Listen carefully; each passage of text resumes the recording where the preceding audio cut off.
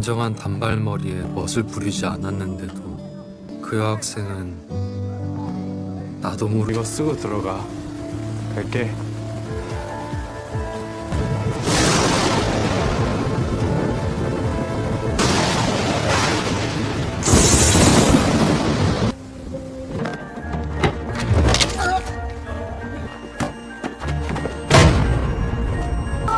날이 갈수록 다치는 학생이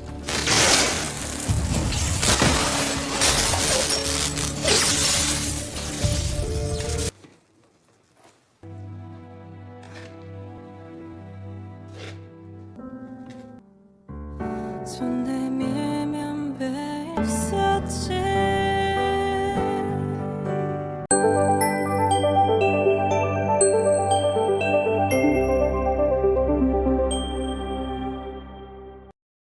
Drama ini dimulai dengan Dong Jin yang sedang mengelilingi sebuah kasino sambil menganalisis kondisi keuangan para pemain di sana. Ia melakukan hal tersebut sebagai persiapan untuk presentasi proposalnya di hadapan pimpinan kasino. Dalam presentasinya, Dong Jin menggunakan contoh seorang pria yang mengalami kekalahan dalam permainan. Ia kemudian meminta salah satu staf kasino untuk memberikan pria tersebut makanan lezat serta voucher menginap gratis di hotel berbintang. Dong Jin menjelaskan bahwa dengan perlakuan seperti itu, para pemain justru akan terus kembali ke kasino. Strateginya pun terbukti berhasil. Ketika pimpinan kasino hendak pergi, ia melihat pria yang tadi menjadi contoh dalam presentasi Dong Jin menjual mobilnya demi bisa kembali bermain judi. Melihat hal itu, pimpinan kasino pun memutuskan untuk bermitra dengan perusahaan Dong Jin, yang tentu saja membuat Dong Jin dan rekan-rekannya merasa sangat senang. Namun, ketika Dong Jin hendak pulang, seseorang tiba-tiba memecahkan kaca mobilnya. Ia pun melaporkan kejadian tersebut ke polisi. Kamera dashboard mobilnya memang berhasil merekam pelaku, tetapi karena orang itu mengenakan masker, identitasnya tetap tidak bisa dikenali. Polisi kemudian bertanya apakah ada seseorang yang dicurigai oleh Dong Jin, tetapi ia tidak dapat memikirkan siapapun. Polisi pun berjanji akan menghubunginya jika sudah menemukan pelakunya. Malam itu, Dong Jin pulang ke rumah menggunakan kereta bawah tanah. Di dalam kereta, ia mendengar seseorang memanggil nama yang dikenalnya. Saat menoleh, ia melihat seorang pria mabuk yang sedang menggoda seorang wanita bernama Mi Jung. Dong Jin terus mengamati wanita itu dan mulai merasa bahwa ia mengenalnya. Pikiran Dong Jin pun melayang ke beberapa tahun lalu, saat ia masih duduk di bangku SMA Midong. Pada masa itu, ia mulai tertarik pada Mi Jung, meskipun tidak pernah berusaha mendekatinya. Ia hanya memperhatikan Mi Jung dari kejauhan. Saat itu, ia juga sering mendengar berbagai rumor buruk tentang Mi Jung yang beredar di sekolah. Suatu hari, saat hujan deras, seorang siswa bernama Jungwan menawarkan Mi Jung untuk pulang bersama karena ia membawa payung. Awalnya, Mi Jung menolak, tetapi setelah dibujuk, ia akhirnya setuju. Ketika hampir sampai di rumah Mi Jung, Jungwan memberikan payungnya kepada Mi Jung dan memilih untuk melanjutkan perjalanan pulang sendirian. Namun, di tengah perjalanan, ia tersambar petir dan meninggal dunia. Setelah upacara peringatan untuk Jungwan, Dong Jin mendengar gosip dari teman-temannya. Beberapa dari mereka mengatakan bahwa Jungwan tersambar petir karena Mi Jung. Bahkan, ada siswa lain yang juga mengalami kejadian serupa saat berada di dekat Mi Jung.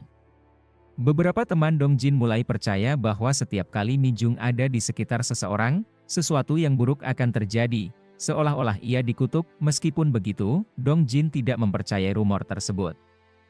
Ia merasa bahwa teman-temannya menilai Mi Jung secara tidak adil dan menganggap bahwa semua kejadian itu mungkin hanyalah kebetulan. Beberapa waktu kemudian, SMA Midong mengadakan karya wisata. Dong Jin menikmati waktu tersebut dengan bersenang-senang dan berfoto bersama teman-temannya. Di tengah suasana yang ramai, ia melihat Mi Jung duduk sendirian. Karena tertarik padanya, Dong Jin diam-diam memotretnya. Pada saat itu ada salah satu murid yang mengalami luka parah di kakinya. Mi Jung yang melihat hal itu tampak terkejut. 뭔가 두려움에 사로잡힌 사람처럼 떨고 Waktu pun berlalu, hingga akhirnya terjadi peristiwa lain yang mengejutkan. Seorang siswa kembali meninggal dunia pada bulan Maret, tepat di tahun ajaran baru saat Dong Jin memasuki tahun ketiganya di SMA Midong. Kali ini, siswa yang meninggal berasal dari kelas Dong Jin sendiri. Kabar tersebut segera menyebar, dan para murid kembali bergosip. Banyak yang mengatakan bahwa siswa itu tersengat listrik karena kebetulan sedang bersama Mi Jung. Rumor yang berkembang semakin liar, membuat para siswa mulai meyakini bahwa Mi Jung adalah seorang penyihir. Mereka pun saling memperingatkan agar tidak berada di dekatnya. Dong Jin hanya memperhatikan dari kejauhan tanpa mencoba menghampiri Mi Jung. Tak lama setelah itu, Mi Jung meninggalkan SMA Midong. 하지만 그 여학생은 그 길로 Kembali ke masa sekarang, Mi Jung keluar dari kereta bawah tanah. Mengingat bahwa dulu ia tidak pernah sekalipun berbicara dengan Mi Jung, Dong Jin kali ini berusaha mengejarnya. Ia mengikuti Mi Jung sejak keluar dari stasiun hingga ke daerah perumahan. Dalam perjalanan, Dong Jin melihat Mi Jung memberi makan kucing liar. Ia mendengar keluhan yang diucapkan Mi Jung, seolah-olah wanita itu tidak tahu bagaimana cara menjalani hidupnya atau bahkan mempertanyakan keberadaannya di dunia ini. Setelah itu, Mi Jung melanjutkan perjalanannya, sementara Dong Jin tetap mengikutinya dari belakang. Hingga akhirnya, ia mengetahui di mana Mi Jung tinggal. Dalam hatinya, ia merasa bahwa pertemuan kembali ini pasti memiliki alasan tersendiri. Keesokan harinya, di kantor, rasa penasarannya terhadap Mi Jung belum juga mereda. Dong Jin pun mencari informasi di internet tentang pria mabuk yang kemarin malam menyatakan perasaan kepada Mi Jung di dalam kereta. Dari hasil pencariannya, ia menemukan sebuah video. Video tersebut memperlihatkan bahwa setelah Mi Jung keluar dari kereta, pria mabuk itu tiba-tiba merasakan sakit di dadanya dan pingsan. Hal ini membuat Dong Jin semakin berpikir keras. Malam harinya, Dong Jin mengajak Jung Hyuk, seorang teman sekaligus detektif, untuk minum bersama. Dengan penuh kebingungan, Dong Jin bertanya bagaimana jika ada seseorang yang seumur hidupnya dihantui oleh kutukan mengerikan. Jung Hyuk tentu saja tidak mengerti maksud perkataan Dong Jin, namun, Dong Jin masih terus mempertanyakan hal tersebut. Jika ia bisa memahami kutukan itu, mungkinkah ia bisa mematahkannya? Bisakah ia menyelamatkan orang yang terkena kutukan itu? 저주에서 구해줄 수 있지 않을까? Sementara itu, Mi Jung memilih untuk menjalani hidup dengan menjauh dari orang-orang dan meyakinkan dirinya sendiri bahwa ia baik-baik saja. Dalam kilas balik saat Mi Jung masih kecil, ia dan teman-temannya sedang asyik bermain lompat tali. Tiba-tiba, seorang anak laki-laki menggodanya. Tidak lama kemudian, anak laki-laki tersebut terjatuh ke dalam selokan. Di waktu lain, seorang anak laki-laki menyatakan perasaannya kepada Mi Jung, tetapi tak lama setelah itu, ia mengalami kecelakaan tertabrak mobil dan terluka. Saat Mi Jung duduk di bangku SMA, seorang kakak kelas memberikan buku catatannya, yang tersirat seolah-olah ia memiliki perasaan terhadap Mi Jung. Namun, tak lama kemudian, siswa tersebut tersengat tawon di rumah. Ayah Mi Jung bertanya tentang kehidupan putrinya di SMA Midong. Apakah ia sudah memiliki teman? Mi Jung hanya menjawab bahwa ia belum berteman dengan siapapun. Sang ayah kemudian menasihatinya agar tidak hanya fokus belajar, tetapi juga mulai berteman, karena persahabatan akan terjalin melalui proses dan waktu. Ia pun memberikan uang sebagai hadiah ulang tahun, berharap Mi Jung dapat menggunakannya untuk mentraktir teman-temannya. Dari percakapan ini, diketahui bahwa ibu kandung Mi Jung telah meninggal tepat pada hari kelahirannya. Keesokan harinya, di kelas, wali kelas mengumumkan bahwa semua murid laki-laki di kelas Mi Jung mengalami keracunan makanan sehingga mereka tidak masuk sekolah. Hal ini langsung memicu reaksi dari para siswi, yang mulai menyindir Mi Jung dengan berbagai komentar. Dalam kilas balik lain, saat Jung Han mengantarkan Mi Jung pulang, ia bercerita bahwa para siswa yang mengalami keracunan makanan membicarakan Mi Jung. Mereka mengaguminya, tetapi kejadian yang menimpa mereka seolah memperkuat rumor yang beredar. Tidak berhenti di situ, Jung Wan pun menyatakan perasaannya kepada Mi Jung. Namun, seperti yang sudah sering terjadi, sesuatu yang buruk menimpa orang yang dekat dengannya. Jung Wan tersambar petir dan meninggal dunia. Seiring berjalannya waktu, semakin banyak siswa yang mengalami cedera, baik saat karya wisata, pelajaran seni, olahraga, bermain bola basket, maupun saat mengikuti ekstrakurikuler menari. Para siswa yang terluka mulai menjauhi Mi Jung, menghindarinya, dan semakin banyak yang mempercayai gosip bahwa Mi Jung adalah seorang penyihir. Kabar itu menyebar luas di SMA Midong, diperparah oleh seseorang yang sengaja memicu rumor tersebut. Suatu malam, ayah Mi Jung kembali bertanya apakah ia baik-baik saja di sekolah. Tidak ingin membuat ayahnya khawatir. Tahun ketiga Mi Jung di SMA Midong pun dimulai. Pada suatu hari, seorang siswa bernama Sang Ho menemui Mi Jung. Sang Ho menegaskan bahwa kematian Jung Wan bukanlah kesalahan Mi Jung. Bisa saja itu memang sudah menjadi takdirnya. Ia meminta Mi Jung untuk tidak merasa bersalah.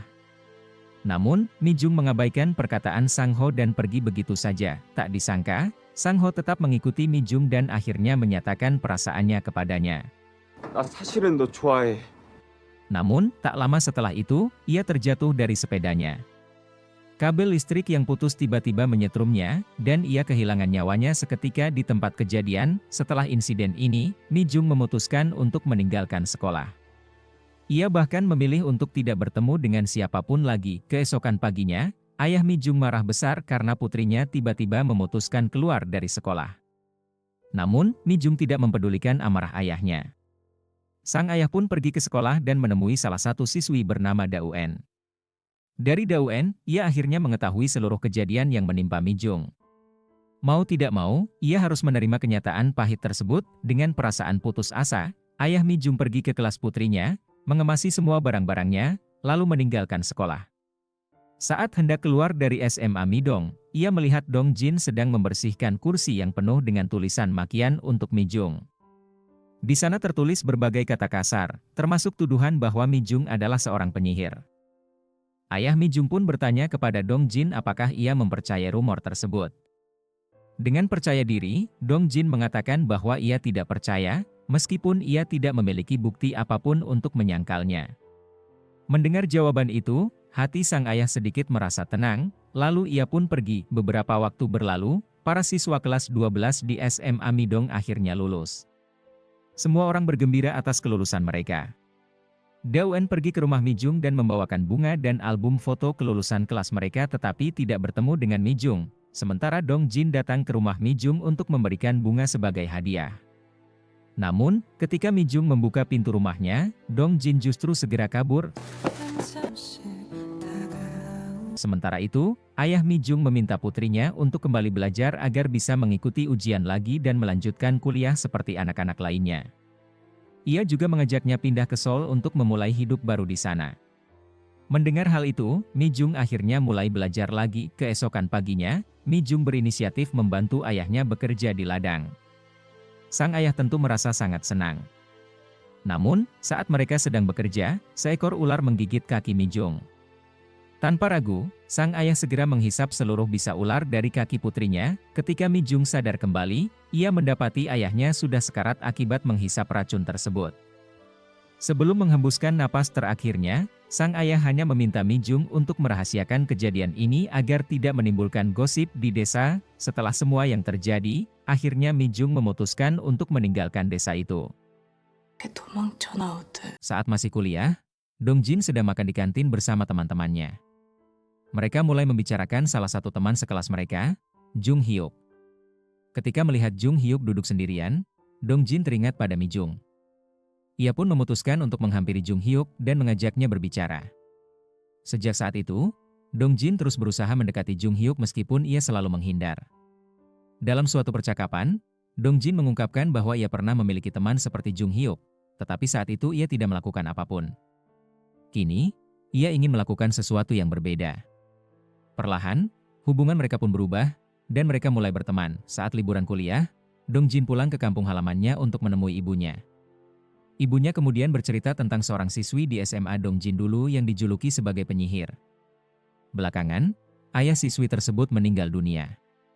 Anak pemilik tempat laundry, Hun Ki, sempat pergi ke rumah siswi itu untuk menghiburnya. Namun, dalam perjalanan pulang, Hun Ki bertemu dengan babi hutan dan diserang. Mendengar hal itu, Ibu Dong Jin bertanya-tanya apakah benar siswi tersebut memiliki kekuatan sihir. Dong Jin merasa marah dan menegaskan bahwa semua yang terjadi hanyalah kebetulan. Ibunya kemudian menambahkan bahwa kemungkinan besar siswi itu sudah meninggalkan desa. Beberapa bulan sebelumnya, warga desa mengadakan musyawarah dan mayoritas sepakat untuk mengusir Mi Jung. Mendengar hal itu, Dong Jin berlari menuju rumah Mi Jung dengan harapan masih bisa menemukannya. Namun, saat tiba di sana, rumah itu sudah kosong. Ia terlambat lagi. Padahal, ia telah menyiapkan laporan statistik yang membuktikan bahwa Mi Jung bukanlah penyihir. Dong Jin hanya bisa menangis, merasa bahwa cintanya tidak pernah tersampaikan. 짝사랑이었다. 사랑은 Kembali ke kampus, dosen mata kuliah statistik meminta Dong Jin untuk menulis ulang laporannya karena dianggap kurang tepat. Dosen itu juga memberikan beberapa pertanyaan yang harus dijawab Dong Jin untuk mencari jawaban laporan tersebut. Setelah mencari semua jawabannya, Dong Jin kembali dihadapkan pada pertanyaan besar. Apakah Mi Jung benar-benar seorang penyihir? Karena semua jawaban tersebut menguatkan fakta kalau Mi Jung adalah penyebab semua kecelakaan tersebut. 환영이기라도 한 건가? Merasa frustrasi, ia duduk sendirian di bangku taman universitas saat hujan turun. Jung Hyuk yang kebetulan melihatnya mendekat dan bertanya apa yang terjadi. Dengan mata yang basah oleh air mata, Dong Jin mengungkapkan bahwa ia tidak bisa menemukan cara untuk membuktikan bahwa Mi Jung bukan penyihir. Jung Hyuk tidak berkata apa-apa. Ia hanya berdiri di samping Dong Jin, memayunginya dalam diam. Waktu pun berlalu. Suatu hari, Dong Jin kembali menemui dosennya. Kali ini, dosennya memperkenalkannya pada Jung Ho, CEO dari perusahaan Science Solution. Dari situlah Dong Jin mulai bekerja untuk Jung Ho sebagai penambang data. Sementara Jung Hyuk akhirnya berhasil menjadi seorang detektif. Suatu malam, ibu Dong Jin memberitahunya bahwa ia mengalami sakit yang cukup parah dan harus segera berkonsultasi dengan dokter di pusat kota. Tanpa ragu, Dong Jin membawa ibunya ke rumah sakit di Seoul untuk mendapatkan perawatan. Saat mereka berbicara berdua, sang ibu meminta Dong Jin untuk menjual toko dan rumah mereka di kampung halaman. Karena itu adalah permintaan ibunya, Dong Jin pun mendatangi agen real estate di kampung halaman mereka. Namun, ia hanya menjual toko dan memutuskan untuk tetap mempertahankan rumahnya di sana. Saat itu, agen properti bertanya mengenai rumah yang satunya lagi. Dong Jin terkejut. Ia bingung, rumah yang mana yang dimaksud tersebut. Ternyata, ibunya telah membeli rumah milik Mi Jung karena tidak ada seorang pun yang ingin membelinya. Bukan hanya itu, ibunya juga membeli lahan pertanian milik ayah Mi Jung. Dong Jin segera kembali ke rumah sakit untuk bertanya alasan ibunya membeli rumah Mi Jung. Dengan ekspresi penuh penyesalan, sang ibu menjawab bahwa ia sendirilah yang telah menyebabkan Mi Jung terusir dari desa. Kilas balik memperlihatkan bagaimana ibu Dong Jin mendengar berbagai rumor tentang Mi Jung dari para ibu-ibu di desa. Tak lama setelah itu, ia menemukan beberapa foto perjalanan wisata milik Dong Jin, di mana ada beberapa foto Mi Jung di dalamnya. Hal itu membuatnya khawatir bahwa putranya menyukai Mi Jung dan bisa menjadi korban berikutnya. Ketika musyawarah desa diadakan untuk membahas keberadaan Mi Jung, ibu Dong Jin tiba-tiba berdiri dan mengatakan bahwa mereka semua harus mengusir Mi Jung agar desa kembali aman. Perkataan ibu Dong Jin kemudian didukung oleh ibu-ibu di sana. Mereka berbondong-bondong mendatangi rumah Mi Jung, sementara para ibu-ibu mulai mengolok-oloknya. Dalam tekanan tersebut, Mi Jung akhirnya berkata bahwa ia akan pergi dari desa. Saat melihat Mi Jung yang ketakutan dan terpojok, ibu Dong Jin mulai merasa tidak tega. Ia pun meminta warga untuk membubarkan diri dan pulang ke rumah masing-masing. Pada suatu subuh, ibu Dong Jin melihat Mi Jung membawa koper dan berjalan kaki menuju terminal. Tanpa ragu, ia menawarkan tumpangan kepada Mi Jung. Dalam perjalanan, ibu Dong Jin terkejut ketika mendengar Mi Jung tidak punya kerabat dan tempat tinggal di sana. Mi Jung mengungkapkan rasa terima kasihnya telah memberikan tumpangan dan meminta maaf.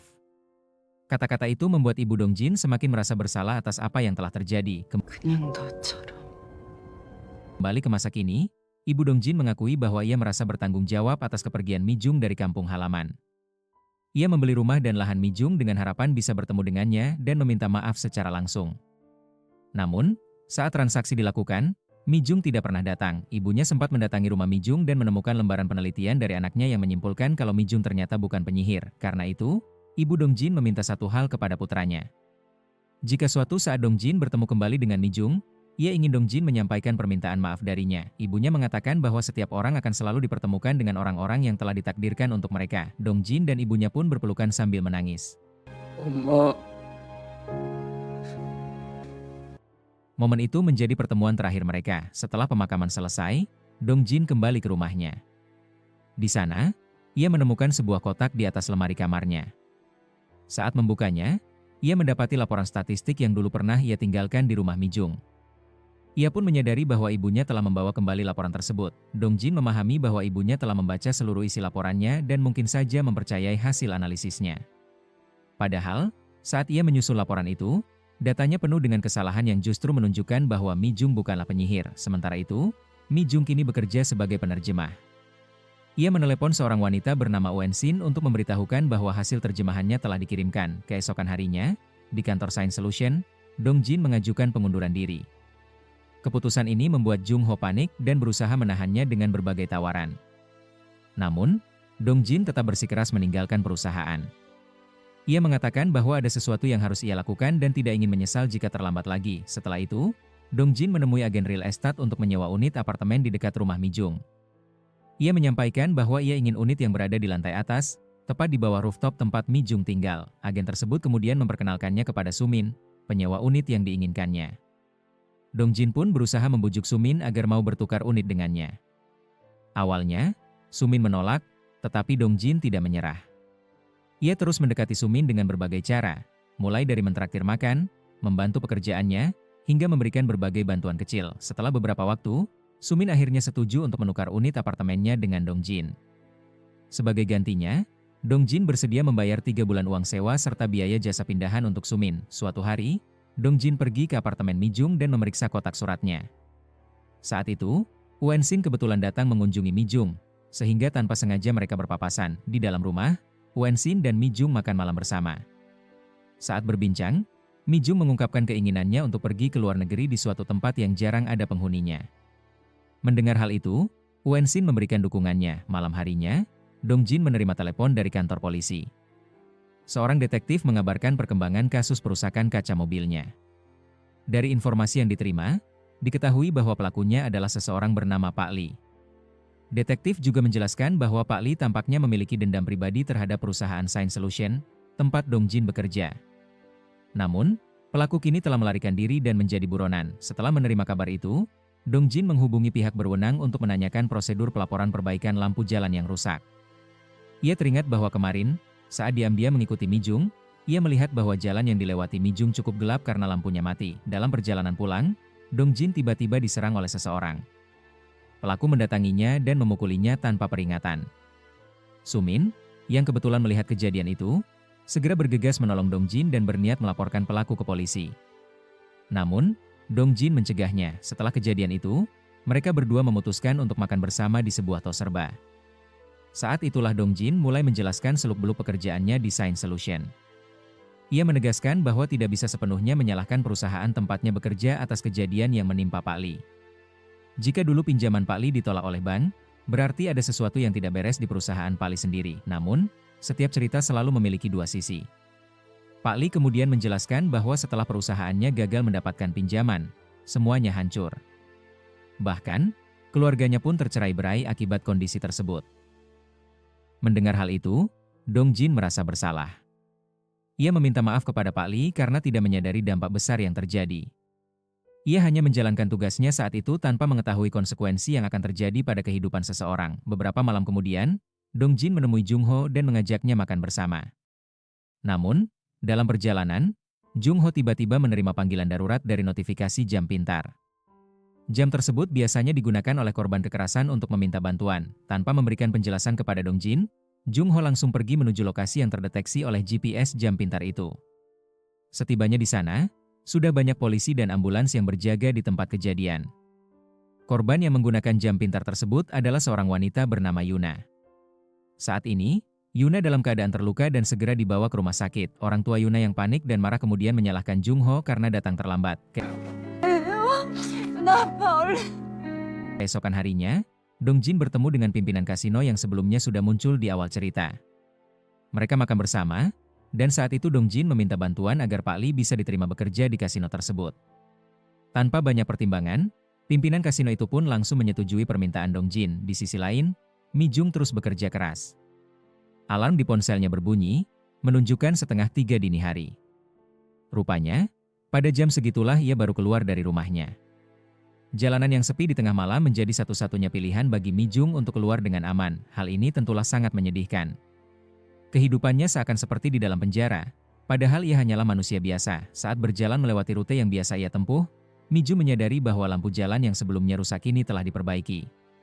Ia juga berhenti sejenak untuk memberi makan kucing liar di dekat sana. Namun, dari kejauhan, Dongjin diam-diam mengawasi Mi-jung.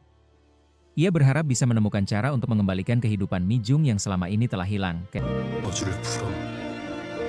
Keesokan harinya, Dongjin berkendara kembali ke kampung halamannya. Ia ingin mengetahui sejarah apapun yang ada di lingkungan tersebut dengan harapan dapat menemukan cara untuk mematahkan kutukan yang selama ini menimpa Mi-jung. Ia juga akan mengadakan pertemuan dengan teman-teman sekelasnya dulu untuk mendapatkan informasi penting. Sesampainya di sana, ia mengunjungi sekolah lamanya dan mendatangi gudang tempat berbagai arsip sekolah disimpan. Ia mulai meneliti dokumen-dokumen yang ada, berharap menemukan petunjuk yang selama ini tersembunyi. Apakah Dongjin akan berhasil menemukan jawabannya? 것들을 뽑아내야 한다. Sebelum mengunjungi sekolah lamanya, Dongjin terlebih dahulu menemui agen properti di daerahnya. Ia menyerahkan sejumlah uang sebagai bentuk penghargaan karena pria tersebut telah berpatroli dan menjaga rumahnya. Meskipun begitu, agen properti itu menyarankan agar Dongjin menjual rumahnya. Menurutnya, sehebat apapun sebuah rumah, jika tidak dihuni, lama-kelamaan akan rusak. Ia juga menjelaskan bahwa daerah tempat tinggal Dongjin dan rumah milik MNT akan mengalami pembangunan ulang. Ia pun bertanya apakah kedua rumah tersebut akan dijual atau tidak. Mendengar hal itu, Dongjin penasaran dan bertanya apakah pernah terjadi kejadian aneh di daerah tersebut antara tahun 1990-an hingga 2012. Pria itu pun mulai bercerita bahwa memang ada beberapa insiden aneh yang terjadi di sana, dan sepertinya kejadian-kejadian itu berkaitan dengan Mi Jung.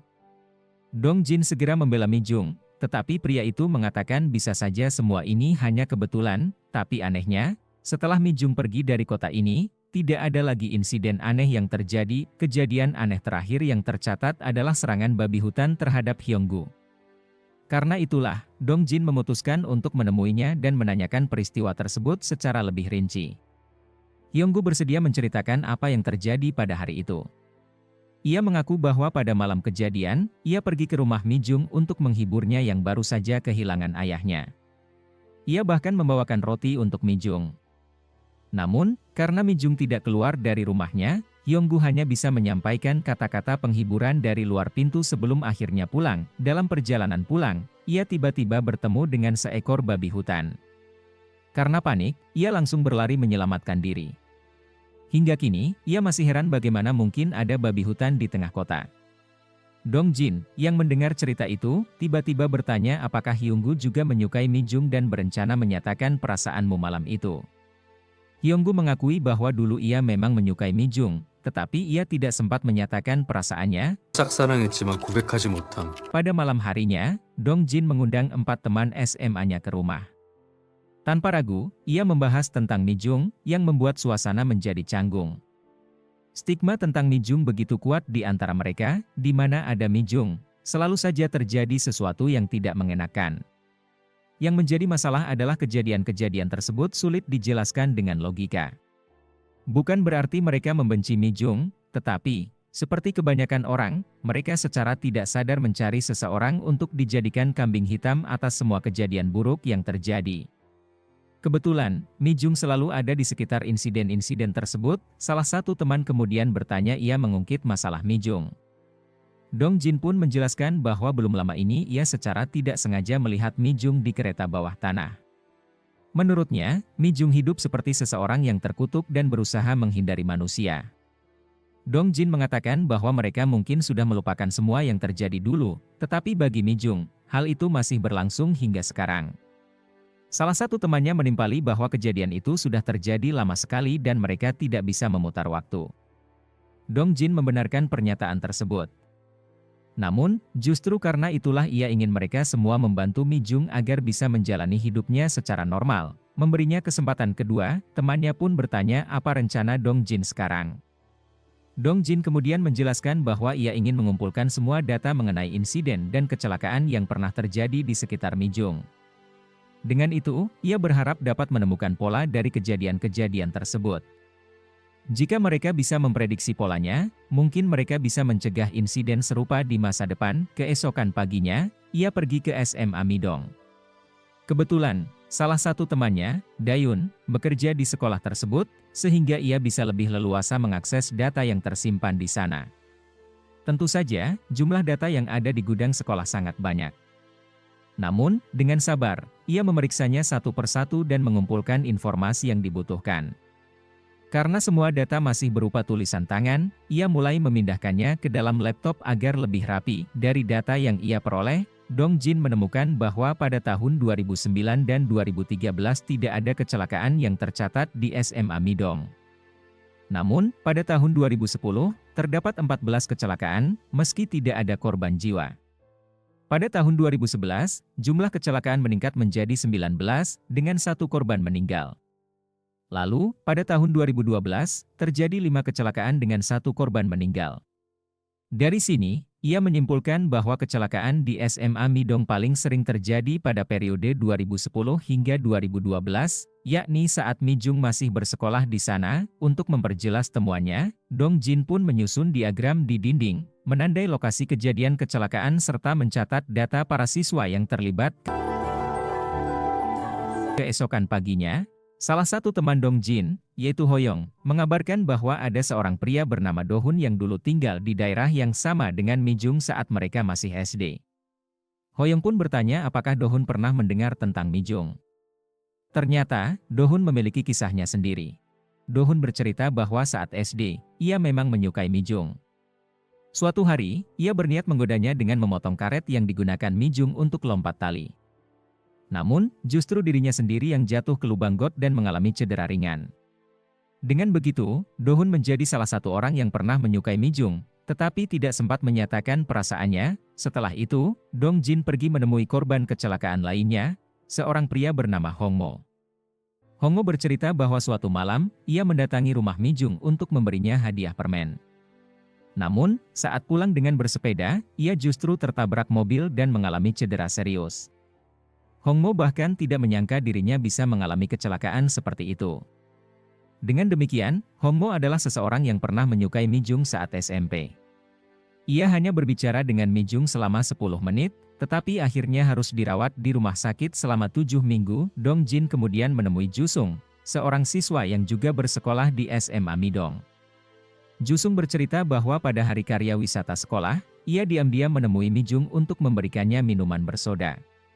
Sebenarnya, ia ingin menyatakan perasaannya, tetapi Mi Jung tiba-tiba pergi meninggalkannya. Tidak lama setelah itu, Jusung mengalami kecelakaan dan pergelangan kakinya patah, sehingga harus menjalani perawatan medis selama 10 minggu. Sepanjang hari, Dong Jin menginterogasi satu persatu korban kecelakaan yang masih bisa dihubungi. Ada yang mengalami cedera saat olahraga lompat pasir, ada yang menabrak tiang saat bermain basket, ada yang terluka saat pelajaran seni rupa, bahkan ada yang mengalami kecelakaan saat sedang menari. Setelah berhari-hari menganalisis data, Dong Jin akhirnya menemukan pola yang sama dalam semua kejadian tersebut. Ia merumuskan 5 kesimpulan utama. Pertama, berada di ruangan yang sama dengan Mi Jung berbahaya. Kedua, melakukan percakapan dengan Mi Jung berbahaya. Ketiga, jika Mi Jung mengetahui namamu, itu berbahaya. Keempat, mengakui perasaan kepadanya berbahaya. Dan terakhir, jika seseorang melanggar keempat hal di atas, maka ia bisa kehilangan nyawanya. Malam itu, Dayun datang ke rumah Dong Jin dan melihat diagram serta penelitian yang telah dilakukan selama ini. Dayun lalu mengaku bahwa setelah Mi Jung keluar dari sekolah, ia sering merasa bersalah. Dulu, saat mereka masih SMA, Dayun melihat salah satu siswa yang ia sukai, yaitu Ik Jong, menyatakan perasaannya kepada Mi Jung. Karena cemburu, Dayun mulai membenci Mi Jung dan bahkan menyebarkan rumor bahwa Mi Jung adalah seorang penyihir. Dayun kemudian meminta Dong Jin untuk menyampaikan permintaan maafnya jika suatu hari Dong Jin bertemu dengan Mi Jung. Namun, Dong Jin berharap Dayun bisa mengumpulkan keberanian untuk meminta maaf sendiri kepada Mi Jung. Dayun juga mengatakan bahwa Ik Jong ternyata masuk universitas yang sama dengan Mi Jung. Keesokan harinya, Dong Jin menemui Ik Jong untuk mencari tahu tentang kehidupan Mi Jung saat kuliah. Namun, Ik Jong memberitahu bahwa Mi Jung tidak menyelesaikan kuliahnya dan keluar begitu saja. Malam harinya, Dong Jin kembali ke Seoul dan menemui Hyun Chol, pria yang pernah menyatakan perasaannya kepada Mi Jung di dalam kereta bawah tanah. Hyun Chol adalah staf bioskop yang sering melihat Mi Jung datang menonton film tengah malam seorang diri. Dari sanalah, ia mulai menyukai Mi Jung. Hyun Chol bahkan tinggal di tempat yang sama dengan Mi Jung untuk waktu yang lama dan sering berbicara dengannya. Suatu hari, ia memberanikan diri menyatakan perasaannya, tetapi ternyata Mi Jung tidak tahu nama aslinya karena di bioskop, semua pegawai menggunakan nama julukan. Dari situ, Dong Jin menyadari sesuatu. Hyun Chol tidak mengalami kecelakaan fatal, kemungkinan karena Mi Jung tidak mengetahui nama aslinya. Oleh karena itu, Dong Jin mengubah kesimpulan nomor 3 dari berkenalan dengannya berbahaya, menjadi jika Mi Jung mengetahui namamu, itu berbahaya. 그녀가 이름을 알면 Setelah itu, Dong Jin mengukur jarak dari jendela rumahnya ke atap rumah Mi Jung dan mendapati jaraknya adalah 8 meter. Sesuai dugaannya, sepertinya jarak aman untuk berada di dekat Mi Jung adalah minimal 10 meter. Namun, karena saat ini Mi Jung berada di dalam kamarnya, seharusnya tidak ada masalah. Tiba-tiba, Mi Jung keluar dari kamarnya dan berdiri di dekat atap rumahnya. Hal ini membuat jarak antara Dong Jin dan Mi Jung menjadi kurang dari 10 meter. Saat itu, meteran yang sebelumnya digunakan oleh Dong Jin tiba-tiba berputar sendiri dan melukai lehernya. Dengan segera, Dong Jin mundur beberapa langkah dan langsung mengubah hipotesis pertamanya. Dari sebelumnya berpikir bahwa berada di ruangan yang sama dengan Mi Jung berbahaya, menjadi berada dalam radius 10 meter darinya yang berbahaya. Luka gores di lehernya membuat Dong Jin menyadari bahwa ia telah memenuhi kelima hipotesis yang telah dibuatnya. Keesokan harinya, ibu pemilik tempat tinggal Mi Jung menemuinya. Ia sangat ingin menjodohkan Mi Jung dengan seorang pria yang dikenalnya, namun Mi Jung menolak dengan halus. Beruntung, Unsil, keponakan sang ibu, datang tepat waktu dan mencoba menghentikan rasa ingin tahu bibinya itu. Sementara itu, di tempat lain, Jung Hyuk mengunjungi seorang korban kekerasan yang ia selamatkan kemarin, seorang wanita bernama Yuna. Saat ini, Yuna masih dirawat di rumah sakit dan belum sadarkan diri. Setelah itu, Jung Hyuk menemui ibu Yuna dan menyampaikan rasa bersalahnya karena terlambat menyelamatkan gadis itu. Namun, Ibu Yuna menenangkannya, mengatakan bahwa itu bukanlah kesalahan Jung Hyuk. Dari percakapan mereka, tampaknya pelaku kekerasan terhadap Yuna belum juga tertangkap. Di kantor polisi, Jung Hyuk menerima informasi bahwa timnya telah berhasil mendapatkan data tentang tersangka dalam kasus kekerasan terhadap Yuna. Pelaku diketahui bernama Myonggi, dan polisi segera memasukkannya ke dalam daftar buronan. Sementara itu, Unsil menemui atasannya yang hari itu akan pensiun dan kembali ke kampung halamannya. Sebelum pergi, atasannya menyampaikan bahwa seseorang ingin bertemu dengan Unsil di kafe seberang. Yang lebih mengejutkan, ia juga memberitahu bahwa program yang diajukan oleh Unsil telah disetujui. Mendengar hal itu, Unsil merasa terharu. Ia tidak menyangka bahwa program yang sebelumnya ia pikir tidak akan mendapat persetujuan ternyata telah didukung oleh atasannya. Setelah itu, Unsil menemui Dong Jin di kafe seberang. Dong Jin memperkenalkan diri dan langsung menanyakan tentang Mi Jung. Ia menjelaskan penelitian yang sedang dilakukannya, tetapi mendengar hal itu, Unsil justru marah. Ia menganggap Dong Jin sebagai seorang penguntit. Namun, Dong Jin tetap tenang dan melanjutkan penjelasannya. Ia mengatakan bahwa ia mengetahui tentang Unsil dari Ik-jong, karena Mi Jung, Ik-jong, dan Unsil pernah berada di universitas dan jurusan yang sama. Selain itu, ia juga menjelaskan bahwa dirinya, Ik-jong, dan Mi Jung merupakan teman semasa SMA. Dong Jin kemudian menunjukkan data yang telah ia analisis mengenai serangkaian kecelakaan yang terjadi di sekitar Mi Jung. Dengan perlahan, Unsil membaca seluruh data tersebut, termasuk 5 kesimpulan akhir dari laporan itu. Setelah membaca semuanya, Unsil bertanya mengapa Dong Jin melakukan semua ini. Dong Jin menjawab bahwa ia hanya ingin mengembalikan kehidupan normal Mi Jung. Jawaban itu membuat Unsil mulai terbuka. Ia mengatakan bahwa ia juga menginginkan hal yang sama untuk Mi Jung, tetapi merasa tidak bisa berbuat banyak. Ia berharap Dong Jin bisa menjadi orang yang akhirnya membantu Mi Jung. Unsil lalu menanyakan bantuan apa yang diinginkan Dong Jin. Dong Jin hanya meminta Unsil untuk menceritakan semua yang ia ketahui tentang Mi Jung. Kilas balik ke masa ketika Unsil dan Mi Jung masih kuliah. Saat itu, Unsil adalah ketua BM sekaligus kakak tingkat Mi Jung. Setelah menyampaikan pidatonya, Unsil memperhatikan Mi Jung. Meskipun Mi Jung selalu mengenakan pakaian gelap agar tidak menarik perhatian, entah mengapa, auranya tetap membuat banyak pria tertarik padanya. Unsil pun merasa seolah-olah dirinya sudah mengenal Mi Jung sejak lama. Beberapa waktu kemudian, seorang mahasiswa bernama Yundong mengajak Mi Jung menonton bioskop. Namun, Mi Jung menolak ajakan itu dan pergi. Yundong tetap mengejarnya, tetapi ia justru jatuh dari tangga. Ketika Unsil dan tim BM sedang mengadakan rapat, ia melihat Yundong datang dengan kakinya yang digips.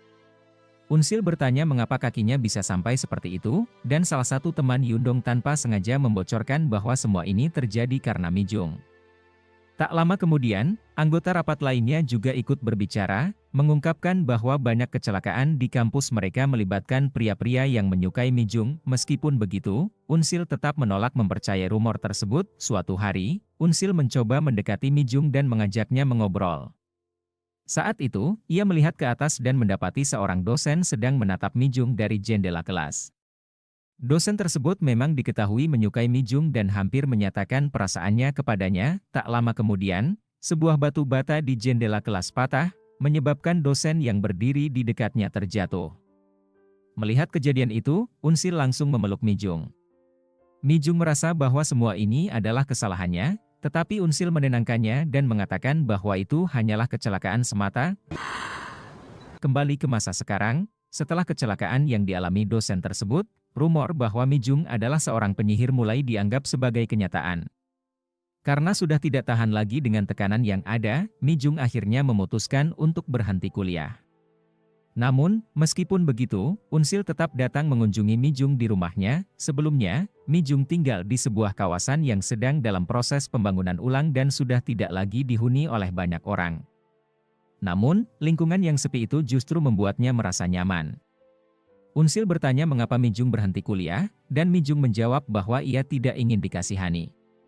Mendengar itu, Unsil menegaskan bahwa ia bukan merasa kasihan, melainkan benar-benar mengkhawatirkan Mijung. Sebelum pergi, Unsil memberikan nomor ponselnya kepada Mijung. Beberapa bulan kemudian, Mijung akhirnya menelepon Unsil. Unsil segera datang ke rumah Mijung dan menemukan bahwa rumah tersebut sempat dimasuki orang tak dikenal. Namun, saat itu pelaku sudah melarikan diri. Unsil langsung memarahi Mijung karena tinggal di tempat yang berbahaya seperti itu. Mijung menjelaskan bahwa ia tidak punya pilihan lain, dan ini adalah satu-satunya cara baginya untuk bertahan hidup. Mendengar hal itu, Unsil langsung memeluk Mijung, lalu membawanya pergi dari rumah tersebut. Unsil kemudian mengajak Mijung ke rumah bibinya. Di sana, Mijung akhirnya menyewa kamar di atap rumah sebagai tempat tinggalnya sendiri. Kembali ke masa sekarang, Unsil dan Dongjin mendatangi kampus mereka dulu untuk menanyai dua orang yang pernah menjadi korban Mijung. Dari percakapan yang terjadi, terungkap bahwa berbicara dengan Mijung tidak boleh lebih dari 10 menit.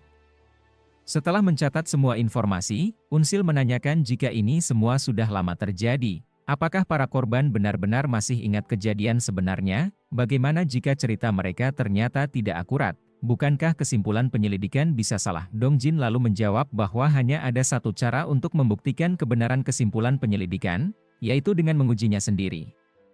Namun, masalahnya adalah jika eksperimen ini dilakukan, nyawa Dongjin bisa dalam bahaya. 기분이 좋았어요. Suatu hari, Dongjin melihat seorang kurir swalayan mengantarkan pesanan ke rumah Mijung. Ia memperhatikan bahwa pengantaran itu selalu dilakukan setiap hari Selasa. Dengan informasi tersebut, Dongjin mencoba mendatangi swalayan tersebut dan mengetahui bahwa mereka sedang membutuhkan kurir.